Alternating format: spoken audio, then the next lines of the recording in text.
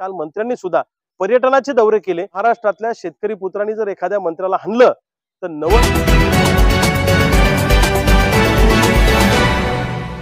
तर शेतकरी संघटनेच्या माध्यमातून आज वर्ध्यामध्ये प्रचंड मोठा शेतकऱ्यांचा मोर्चा निघणार आहे। महाराष्ट्रातला शेतकरी सध्या सगळ्या बाजूने अडचणीत सापडलेला आहे। ढगफुटी सदृश पावसामुळे आमचं पूर्ण सोयाबीन कापूस हातातून गेलेला आहे, जमिनी खरडून गेलेल्या आहेत, पाईपलाईनचे सेट वाहून गेले, स्प्रिंकलर वाहून गेले, 5-5 वर्ष जमिनी वैती होणार नाही अशी परिस्थिती आहे। आणि सरकारने जी केलेली मदत आहे 2218 कोटीची, ही तुटपुंजी मदत आहे। म्हणजे भिकेचा तुकडा एखाद्या माणसाच्या अंगावर फेकावा तशा पद्धतीची मदत आहे। नुकसान झालंय 5-5 लाखाचं, तुम्ही मदत देणार 20-25 हजार रुपये, हा कोणता तुमचा न्याय आहे? कुंभमेळ्याला तुम्ही 14-15 हजार कोटी रुपये देता आणि शेतकऱ्याला फक्त 2200 कोटी रुपये देता। अरे शेतकरी जगला तर तुमचा धर्म टिकणार आहे, लक्षात ठेवा। पण गावगाड्यातल्या सामान्य शेतकऱ्यांना आधार देण्याच्या ऐवजी काल मंत्र्यांनी सुद्धा पर्यटनाचे दौरे केले आणि मदत देताना त्याच्यावर स्वतःचे फोटो छापले, पक्षाचे फोटो छापले।